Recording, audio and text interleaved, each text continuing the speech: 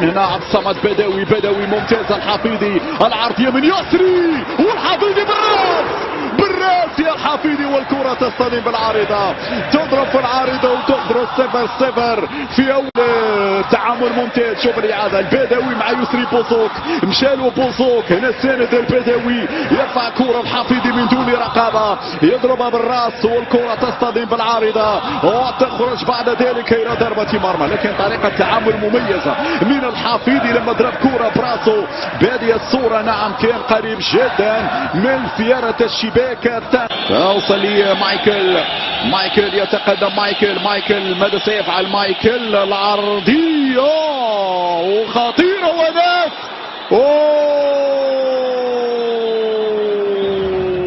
ماذا يقول الحكم؟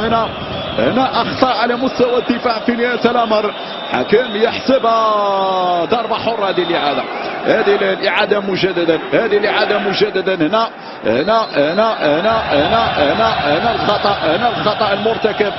هنا الخطأ المرتكب مشاهدينا الكرام من المهاجم. هنا خطأ واضح. هنا لحظة إعادة الكرة، سوء تفاهم بين أنس زنيتي ومحمود بن تايك في نهاية الأمر. أنا بن تايك فيها لمسة. يا سلام على هذا التبادل،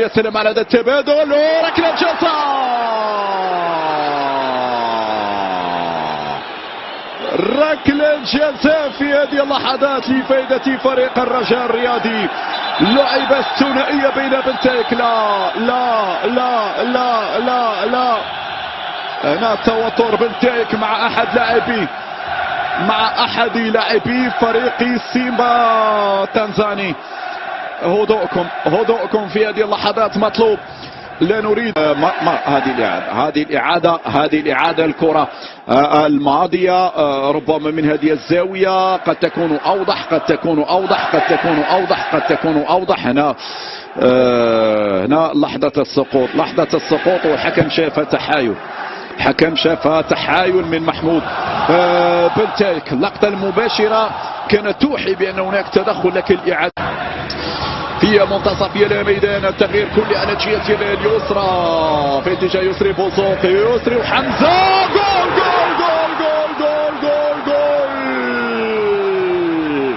حمزة غاب يفعلها. حمزة غاب يسجل. حمزة غاب يعطي الأفضلية لفريق الرجاء الرياضي في توقيت ممتاز. غلطة دفاعية يعاقبهم حمزة غاب. إذا النتيجة تتغير مشاهدينا الكرام.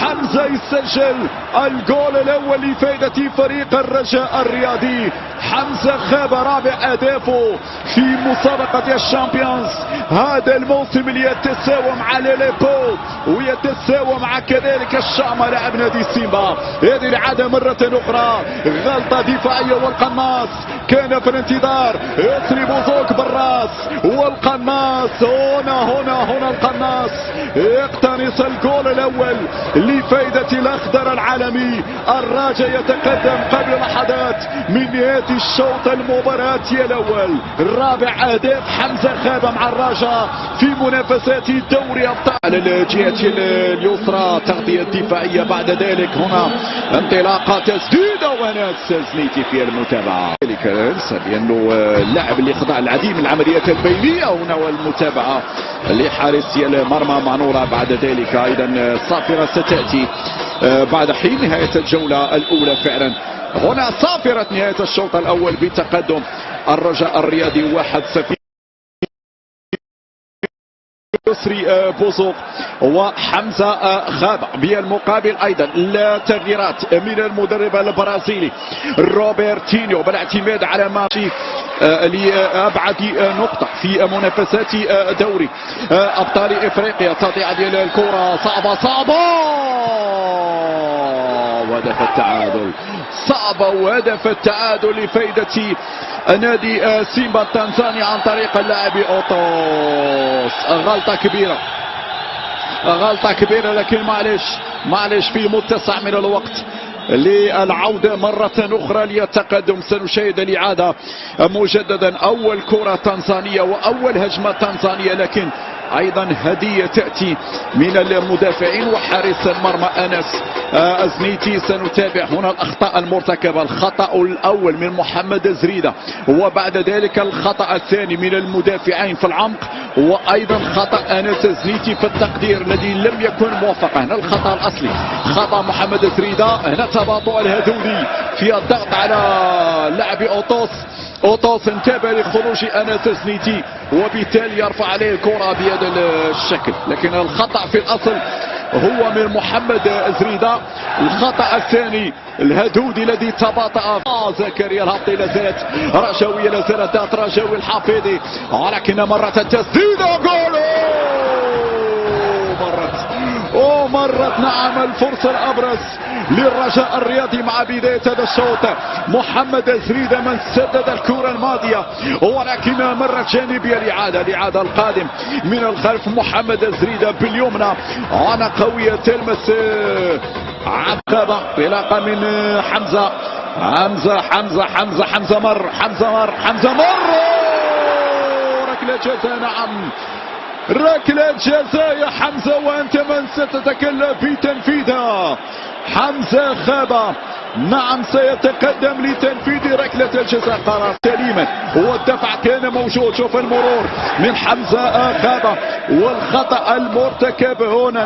نعم كان في دفع واضح، وبالتالي ركلة جزاء يعلن عنها حكم المواجهة. إذن ركلة جزاء. إذن حمزة خابة يتهيأ للتقدم. حمزة خابة يتلقى الإشارة عشان يواجه مع مانولا. حمزة خابة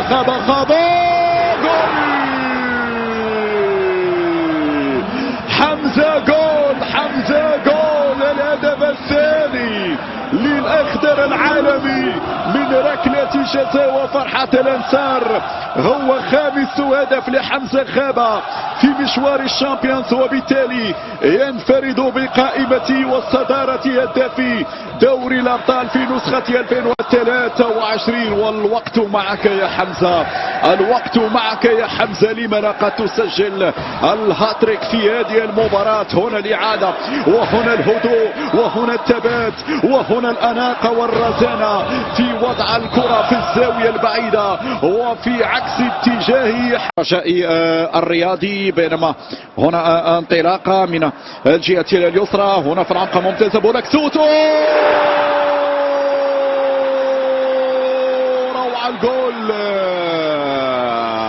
روعة الجول بولاكسوت. نعم يسجل ثالث الأهداف خاتمة بالثلاثية. هنا الإعادة، ليس هناك وضعية تسلل، الكنترول، وبعد ذلك باليسرى حصرها بيمينه وتابع بيسرى. هنا الإعادة، شوف طريقة حصر الكرة من أروع ما يكون، بخارج القدم حصرها، بخارج القدم. هنا وقف الكرة روضها، وباليسرى نعم سددها في أقصى يمين الحارس. نعم في صاني رجعت للكرة. اونيانغو يضغط عليه من جديدة، رجعت للخلف. مانولا في المتابعة، مانولا يمرر. وفي هذه اللحظات فعلا الحكم من الموريشيوس يعلن على نهاية المواجهة بانتصار هو الخامس للرجاء الرياضي في دور المجموعات 3-1 في مباراة تألق فيها